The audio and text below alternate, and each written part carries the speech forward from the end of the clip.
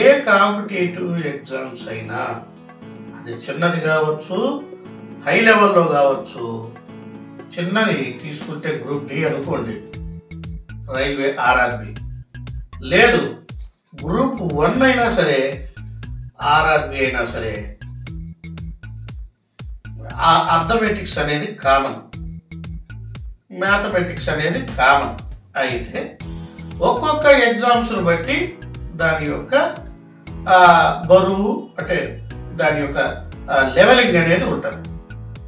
ఆర్ఆర్బికి అయితే ఓ రకంగా, group D ఎగ్జామ్స్కి అయితే ఒక స్టాండర్డ్లో, బిఎస్ఆర్బి అయితే ఒక స్టాండర్డ్లో, గ్రూప్ 2కి అయితే ఒక స్టాండర్డ్లో, డిఎస్సికి అయితే ఒక స్టాండర్డ్లో, గ్రూప్ 4కి అయితే ఒక స్టాండర్డ్లో, ఈ గ్రూప్ 1కి అయితే ఇంకొంచెం హై లెవెల్లో, సివిల్స్ అయితే ఇంకా టాప్ లెవెల్లో ఇట్లాగా మ్యాథమెటిక్స్ అని అడుగుతారు. అయితే అది ఏ లెవెల్లో అడగని, ఎంత స్టాండర్డ్లో అడగని, ఏదైనా అడగని, వాటి చాప్టర్స్ అనేవి మారవు, ఫిక్స్డ్.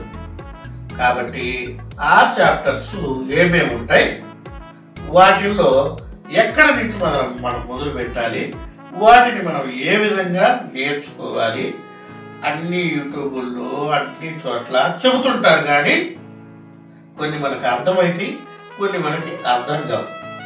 వాళ్ళు ఏదో చిన్న చిన్న ట్రిక్స్ ఇవన్నీ చెబుతుంటారు. ఒక్కొక్కరికి అర్థం కావచ్చు, ఒక్కొక్కరికి ఆ ట్రిక్స్ అర్థం కాకపోవచ్చు. కానీ బాగా హై నాలెడ్జి ఉన్న పిల్లలకైనా సరే, నాలెడ్జి తక్కువగా ఉన్న పిల్లలకైనా సరే, కామన్గా ఈ మ్యాథమెటిక్స్ అనేది ఒక్కొక్కరు త్వరగా నేర్చుకుంటారు. కొంతమంది దీన్నే రిపీట్ చేసి చూసుకొని 10 రోజులకి నేర్చుకుంటారు. ఒకడు గంటలో నేర్చుకుంటే, ఒకడు 10 రోజుల్లో నేర్చుకుంటారు. కాబట్టి నేను చెప్పే ఈ లెసన్స్ జాగ్రత్తగా ఫాలో అయితే చాలా లో స్టాండర్డ్లో నుంచి మొదలు పెడతాను. కాబట్టి అందులో భాగంగా ఈ మ్యాథమెటిక్స్ మనకిచ్చే వాటిని అర్థమెటిక్స్ అని పిలుచుకుంటారు. కొంతమంది దాన్ని బిజినెస్ మ్యాథమెటిక్స్ అని కూడా అంటారు. వాటిల్లో మొదటిది సంఖ్యాశాస్త్రము.